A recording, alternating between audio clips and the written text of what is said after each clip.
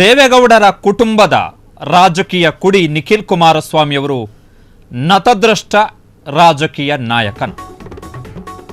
ದೇವೇಗೌಡರ ಕುಟುಂಬದ ನತದೃಷ್ಟ ಯುವಕ ನಿಖಿಲ್ ಕುಮಾರಸ್ವಾಮಿ. ಪದೇ ಪದೇ ಚುನಾವಣೆಗಳಲ್ಲಿ ನಿಖಿಲ್ ಕುಮಾರಸ್ವಾಮಿ ಮುಖಭಂಗವನ್ನ ಅನುಭವಿಸ್ತಾ ಇದ್ದಾರೆ. ಎಲೆಕ್ಷನ್ಗೆ ನಿಂತ ಚುನಾವಣೆಗಳಲ್ಲೂ ಗೆದ್ದಿಲ್ಲ ನಿಖಿಲ್ ಕುಮಾರಸ್ವಾಮಿ. ಗೆಲ್ಲಿಸಬೇಕಾಗಿದ್ದಂತಹ ಚುನಾವಣೆಗಳಲ್ಲೂ ಕೂಡ ಜೆಡಿಎಸ್ ಅನ್ನ ಗೆಲ್ಲಿಸಕ್ಕಾಗ್ತಾ ಇಲ್ಲ ನಿಖಿಲ್ ಕುಮಾರಸ್ವಾಮಿ ಅವರಿಗೆ. ದೇವೇಗೌಡರ ಕುಟುಂಬದ ಕುಡಿಗೆ ಇದೆಂಥ ರಾಜಕೀಯ ಶಾಪ. ಹಾಲು ಒಕ್ಕೂಟದ ಚುನಾವಣೆಯಲ್ಲೂ ಕೂಡ ಜೆಡಿಎಸ್ ಗೆಲ್ಲಿಸಕ್ಕಾಗದ ನಿಖಿಲ್, ಜೆಡಿಎಸ್ನ ಉತ್ತರಾಧಿಕಾರಿ ನಿಖಿಲ್ ಇಷ್ಟೊಂದು ಇಷ್ಟೊಂದು ದುರ್ಬಲರಾಗ್ಬಿಟ್ರ ದೇವೇಗೌಡ ಕುಟುಂಬದ ರಾಜಕೀಯ ಉತ್ತರಾಧಿಕಾರಿ, ದೇವೇಗೌಡರ ಕುಟುಂಬದ ನತದೃಷ್ಟ ಯುವಕ, ರಾಜಕೀಯ ನೇತಾರ ನಿಖಿಲ್ ಕುಮಾರಸ್ವಾಮಿ. ಎಲೆಕ್ಷನ್ಗೆ ನಿಂತಹ ಚುನಾವಣೆಗಳಲ್ಲಿ ಗೆದ್ದಿಲ್ಲ. ಮಂಡ್ಯದಲ್ಲಿ ಗೆದ್ದಿಲ್ಲ, ರಾಮನಗರದಲ್ಲಿ ಗೆದ್ದಿಲ್ಲ, ಚನ್ನಪಟ್ಟಣದಲ್ಲಿ ಗೆದ್ದಿಲ್ಲ. ಹೋಗ್ಲಿ, ಯಾವ ಎಲೆಕ್ಷನ್ನಲ್ಲಿ ಜೆಡಿಎಸ್ ಅನ್ನ ಗೆಲ್ಲಿಸಿ ಜೆಡಿಎಸ್ಗೆ ಒಂದು ಹೊಸ ಉರುಪನ್ನ ಕೊಡಬಹುದು ಅಂತೇಳಿ ಲೆಕ್ಕಾಚಾರವನ್ನ ಹಾಕಿಕೊಳ್ಳಲಾಗಿತ್ತು, ಆ ಚುನಾವಣೆಯಲ್ಲೂ ಕೂಡ ಜೆಡಿಎಸ್ ಅನ್ನ ಗೆಲ್ಲಿಸ್ಕೊಳಕ್ಕಾಗ್ತಾ ಇಲ್ಲ ನಿಖಿಲ್ ಕುಮಾರಸ್ವಾಮಿಗೆ. ಅದು ಕೂಡ ಹಾಲು ಒಕ್ಕೂಟದ ಚುನಾವಣೆಯಲ್ಲಿ. ಸಹಜವಾಗಿ ಯಾರಿಗೇ ಆಗಲಿ ಈ ಪರ್ಟಿಕ್ಯುಲರ್ಲಿ ಈ ಸುದ್ದಿಯನ್ನು ನೋಡಿದಂತಹ ಸಂದರ್ಭದಲ್ಲಿ ಒಂದು ಪ್ರಶ್ನೆ ಮೂಡಬಹುದು. ಏನು ಅಂತ ಹೇಳಿದ್ರೆ, ಹಾಲು ಒಕ್ಕೂಟಕ್ಕೆ ನಡೆದಂತಹ ಚುನಾವಣೆಗೆ ಇಷ್ಟೊಂದು ಇಂಪಾರ್ಟೆನ್ಸ್ ಯಾಕೆ ಕೊಡಬೇಕು? ಅಂಥದ್ದೇನು ಮಹಾ ಆಗತ್ತೆ ಅಂತೇಳಿ. ಅಂಥದ್ದೇನು ಮಹಾ ಏನು ಆಗಲ್ಲ. ಆದರೆ ಇಲ್ಲಿ ಕೆಲವೊಂದಿಷ್ಟು ಅಂಶಗಳನ್ನು ನಾವು ಗಮನಿಸಬೇಕು. ಒಂದು, ಬಮೂಲ್ಗೆ ಎಲೆಕ್ಷನ್ ಅನೌನ್ಸ್ ಆದ ಬಳಿಕ, ಬೆಂಗಳೂರು ಹಾಲು ಒಕ್ಕೂಟಕ್ಕೆ ಎಲೆಕ್ಷನ್ ಅನೌನ್ಸ್ ಆದ ಬಳಿಕ ಅದನ್ನು ತೀವ್ರ ತಮ್ಮ ವೈಯಕ್ತಿಕ ರಾಜಕೀಯ ಪ್ರತಿಷ್ಠೆಯಾಗಿ ತೆಗೆದುಕೊಂಡಂಥವರು ನಿಖಿಲ್ ಕುಮಾರಸ್ವಾಮಿ. ತೀರ ವೈಯಕ್ತಿಕ ರಾಜಕೀಯ ಪ್ರತಿಷ್ಠೆಯಾಗಿ, ಅದರಲ್ಲೂ ವಿಶೇಷವಾಗಿ ರಾಮನಗರ ಜಿಲ್ಲೆಯ 6 ಕ್ಷೇತ್ರಗಳು, ಬಮೂಲ್ನ 14 ನಿರ್ದೇಶಕ ಸ್ಥಾನಗಳ ಪೈಕಿ ರಾಮನಗರ ಜಿಲ್ಲೆಯ 6 ಕ್ಷೇತ್ರಗಳು ಬರ್ತವೆ. ರಾಮನಗರ, ಕನಕಪುರ, ಮಾಗಡಿ, ಕುದೂರು, ಹಾರೋಹಳ್ಳಿ, ಚನ್ನಪಟ್ಟಣ, ಮಾಗಡಿ, ಈ 6 ಕ್ಷೇತ್ರಗಳಲ್ಲಿ ಆ ಎಲೆಕ್ಷನ್ ಅನ್ನ, ಹಾಲು ಒಕ್ಕೂಟದ ಎಲೆಕ್ಷನ್ ಅನ್ನ ಪೊಲಿಟಿಕಲಿ ಬಿಗ್ ಚಾಲೆಂಜ್ ಅನ್ನುವ ತರ ಸ್ವೀಕಾರ ಮಾಡಿದಂಥವರು ನಿಖಿಲ್ ಕುಮಾರಸ್ವಾಮಿ. ಅಷ್ಟೇ ಪೊಲಿಟಿಕಲ್ ಚಾಲೆಂಜ್ ಅನ್ನ ರೀತಿ ಸ್ವೀಕಾರ ಮಾಡಿದಂಥವರು ಉಪಮುಖ್ಯಮಂತ್ರಿ ಡಿ.ಕೆ. ಶಿವಕುಮಾರ್ ಅವರ ಸಹೋದರ, ಮಾಜಿ ಸಂಸದ, ಈಗ ಬಮೂಲ್ನ ನಿರ್ದೇಶಕರಾಗಿರುವಂತಹ ಡಿ.ಕೆ. ಸುರೇಶ್. ಸೊ ಇಬ್ಬರು, 2 ಪ್ರಭಾವಿ ರಾಜಕೀಯ ಕುಟುಂಬಗಳು. ಒಂದು ದೇವೇಗೌಡರ ರಾಜಕೀಯ ಕುಟುಂಬ, ಅದರಲ್ಲೂ ವಿಶೇಷವಾಗಿ ಮಾಜಿ ಮುಖ್ಯಮಂತ್ರಿ, ಕೇಂದ್ರ ಸಚಿವರ ಸುಪುತ್ರ ನಿಖಿಲ್ ಕುಮಾರಸ್ವಾಮಿ, ಜೊತೆಗೆ ಡಿ.ಕೆ. ಬ್ರದರ್ಸ್. ಸೊ ಈ ರಾಜಕೀಯ ಪ್ರತಿಷ್ಠೆಯ ಕಾಳಗದಲ್ಲಿ ದೇವೇಗೌಡ ಕುಟುಂಬದ ಕುಡಿಗೆ ರಾಜಕೀಯ ಹಿಡಿತಾ ಇಲ್ಲ. ಜೆಡಿಎಸ್ ಉತ್ತರಾಧಿಕಾರಿ ನಿಖಿಲ್ಗೆ ಆಘಾತದ ಮೇಲೆ ಆಘಾತ. ಒಂದು ಕಡೆ ದೊಡ್ಡಪ್ಪನ ಮಕ್ಕಳು ರಾಜಕೀಯದಲ್ಲಿ ಮೇಲುಗೈಯನ್ನು ಸಾಧಿಸಿದ್ರು. ಮೊದಲ ಚುನಾವಣೆಯಲ್ಲಿ ಗೆದ್ದಿದ್ರು ಸೂರಜ್ ಮತ್ತೆ ಪ್ರಜ್ವಲ್ ರೇವಣ್ಣ.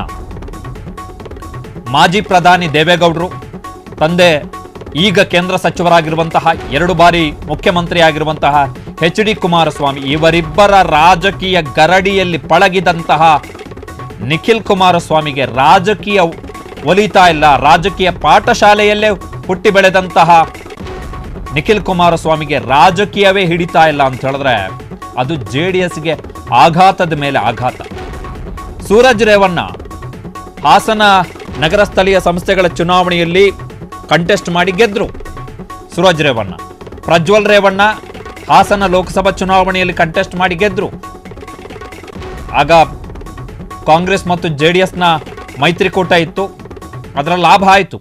ಆದರೆ ನಿಖಿಲ್ ಕುಮಾರಸ್ವಾಮಿ ಅವರಿಗೆ ರಾಜಕೀಯ ಹಿಡಿತಾ ಇಲ್ಲ. ಒಂದು ಚುನಾವಣೆಯಲ್ಲಿ ಸೋಲುವಂಥದ್ದು ಸಹಜ, ಆದರೆ ನಡೆದಂತಹ ಸ್ಪರ್ಧೆ ಮಾಡಿದಂತಹ 3 ಚುನಾವಣೆಯಲ್ಲಿ ಸೋಲುವಂಥದ್ದು, ಜೊತೆಗೆ ಒಂದು ಸಣ್ಣ ಪ್ರಮಾಣದ ಚುನಾವಣೆ, ಹಾಲು ಒಕ್ಕೂಟದ ಚುನಾವಣೆ ಸಣ್ಣ ಪ್ರಮಾಣದ ಚುನಾವಣೆ. ಆ ಚುನಾವಣೆಯಲ್ಲೂ ಕೂಡ ಪಕ್ಷವನ್ನು ಅದು ಕೂಡ ಯಾವಾಗ ಇನ್ ಕೇಸ್ ನಿಖಿಲ್ ಕುಮಾರಸ್ವಾಮಿ ಅವರು ಅದನ್ನು ಸೀರಿಯಸ್ ಆಗಿ ತಗೊಂಡಿಲ್ಲ, ತಲೆನೇ ಕೆಡಿಸ್ಕೊಂಡಿಲ್ಲ, ಮಾಮೂಲಿ ಅದೊಂದು ಹಾಲು ಒಕ್ಕೂಟದ ಚುನಾವಣೆ ಅಷ್ಟೇ, ಅದೇನು ಸೀರಿಯಸ್ ಆಗಿ ತಗೋಬೇಕಾಗಿಲ್ಲ ಅಂತಿದ್ದಿದ್ರೆ ಬೇರೆ ಪ್ರಶ್ನೆ, ಇಷ್ಟು ಪೊಲಿಟಿಕಲ್ ಇಂಪಾರ್ಟೆನ್ಸ್ ಸಿಗ್ತಾನೆ ಇರ್ತಿರ್ಲಿಲ್ಲ. ಆದರೆ ಸೀರಿಯಸ್ ಆಗಿ ತಗೊಂಡಿದ್ದಾರೆ ನಿಖಿಲ್ ಕುಮಾರಸ್ವಾಮಿ, ತಗೊಂಡಿದ್ರು. ವಿಶೇಷವಾಗಿ ಚನ್ನಪಟ್ಟಣ ತುಂಬ ಸೀರಿಯಸ್ ಆಗಿ ತಗೊಂಡಿದ್ರು. ಸರಣಿ ಸಭೆಗಳನ್ನು ನಡೆಸಿದ್ದಾರೆ ನಿಖಿಲ್ ಕುಮಾರಸ್ವಾಮಿ ಚನ್ನಪಟ್ಟಣದಲ್ಲಿ. ಹಾಲು ಒಕ್ಕೂಟದ ಚುನಾವಣೆಗೆ ಸಂಬಂಧಪಟ್ಟ ಹಾಗೆ ರಾಮನಗರದಲ್ಲಿ ಸರಣಿ ಸಭೆಗಳನ್ನು ನಡೆಸಿದ್ದಾರೆ. ಆದರೂ ಕೂಡ ಚುನಾವಣೆಯಲ್ಲಿ ಅದು ಅವರಿಗೆ ದಕ್ಕಲಿಲ್ಲ. ನಿಖಿಲ್ ಕುಮಾರಸ್ವಾಮಿ ಉತ್ತರಾಧಿಕಾರದ ಮೇಲೆ ಈಗ ಪ್ರಶ್ನೆ.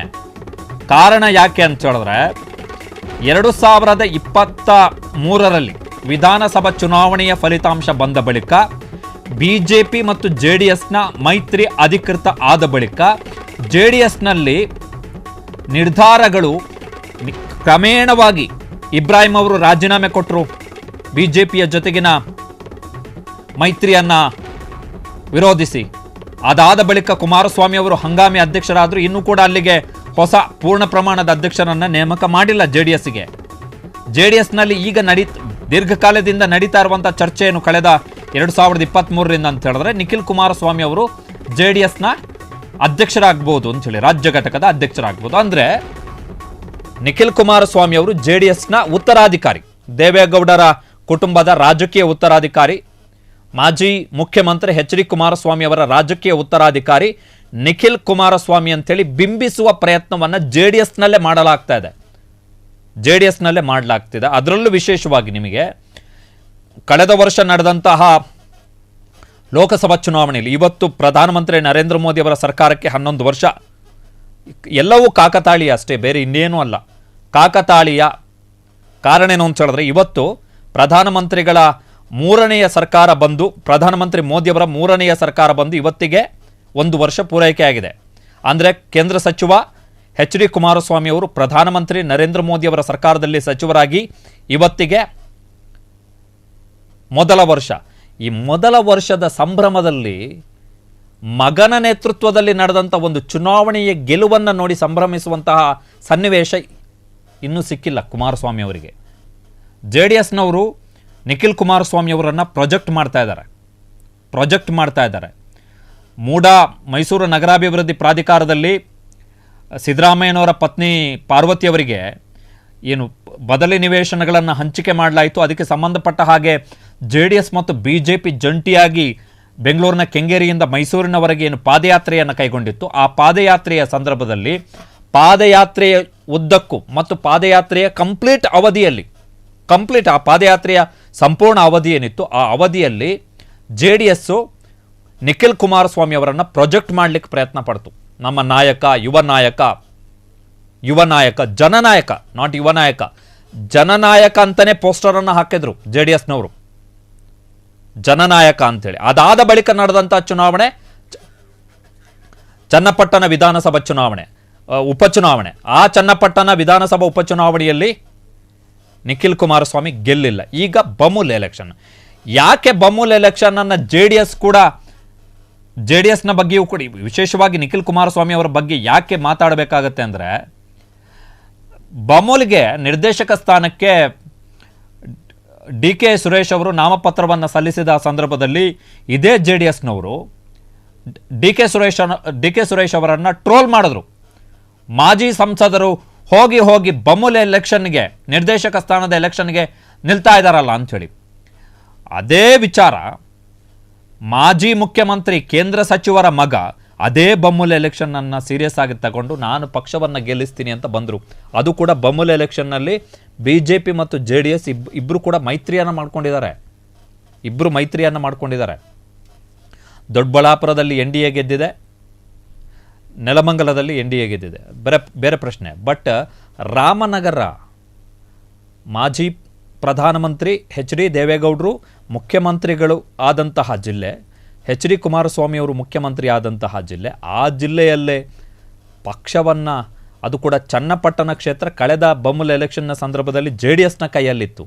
ಈಗ ಕುಟುಂಬದ ಕುಡಿ, ದೇವೇಗೌಡರ ಕುಟುಂಬದ ಕುಡಿ ಮಾಜಿ ಮುಖ್ಯಮಂತ್ರಿ ಎಚ್ ಡಿ ಕುಮಾರಸ್ವಾಮಿ ಅವರ ಸುಪುತ್ರ ಬಂದರೂ ಕೂಡ ಆ ಕ್ಷೇತ್ರವನ್ನು ಉಳಿಸಿಕೊಳ್ಳಿಕ್ಕಾಗಲಿಲ್ಲ ಅಂತ ಹೇಳಿದ್ರೆ ರಾಜಕೀಯ ನಿಖಿಲ್ ಕುಮಾರಸ್ವಾಮಿ ಅವರಿಗೆ ಕೈ ಹಿಡಿತಾ ಇಲ್ಲ. ಇದರ ಇಂಪ್ಯಾಕ್ಟ್ ಏನಾಗುತ್ತೆ ಅಂದರೆ ಈ ಥರದ ಹಿನ್ನಡೆಗಳು ಇದು ಸಹಜವಾಗಿ ಇವರ ನಾಯಕತ್ವದ ಮೇಲೆ ಪ್ರಶ್ನೆಯನ್ನು ಉಂಟು ಮಾಡ್ತವೆ. ಈಗ JDSನಲ್ಲಿರ್ತಕ್ಕಂತಹ ಮುಖಂಡರು, JDSನಲ್ಲಿರ್ತಕ್ಕಂತಹ ಶಾಸಕರು ಇವರಿಗೆ ಒಂದು ಪ್ರಶ್ನೆ ಮೂಡ್ಬೋದು. ಏನು ಅಂತ ಹೇಳಿದ್ರೆ, ಹಾಲು ಒಕ್ಕೂಟದ ಎಲೆಕ್ಷನನ್ನೇ ಗೆಲ್ಲಿಸ್ಕೊಳ್ಳೋಕ್ಕಾಗದಂತಹ ನಿಖಿಲ್ ಕುಮಾರಸ್ವಾಮಿ 2028 ವಿಧಾನಸಭಾ ಚುನಾವಣೆಯಲ್ಲಿ ಆಲ್ರೆಡಿ ಅಸೆಂಬ್ಲಿ ಎಲೆಕ್ಷನ್, ಲೋಕಸಭೆ ಎಲೆಕ್ಷನ್ನಲ್ಲಿ ಸೋತಿದ್ದಾರೆ.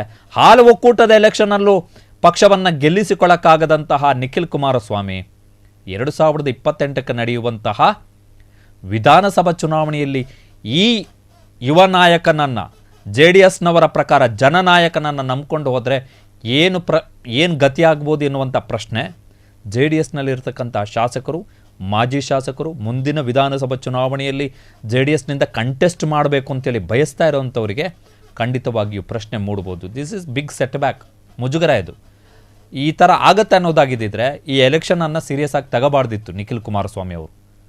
ಸೀರಿಯಸ್ ಆಗಿ ತಗೊಂಡಾದ್ಮೇಲೆ ಈ ರೀತಿಯಾದಂಥ ಸೋಲು ಇದೆಯಲ್ಲ, ಅದು ಕೂಡ ಸತತ ಸೋಲು. Big setback Nikhil Kumaraswamy ಅವರ ರಾಜಕೀಯ ಜೀವನದಲ್ಲಿ. ಅದೃಷ್ಟ ಇಲ್ಲ ನಿಖಿಲ್ ಕುಮಾರಸ್ವಾಮಿ ಅವರಿಗೆ ಪೊಲಿಟಿಕಲಿ.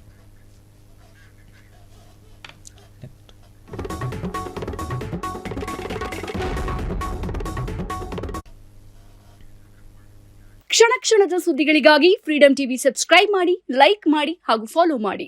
ಹೊಸ ಸುದ್ದಿಗಳ ನೋಟಿಫಿಕೇಶನ್ಗಾಗಿ ಬೆಲ್ ಐಕಾನ್ ಮೇಲೆ ಕ್ಲಿಕ್ ಮಾಡಿ.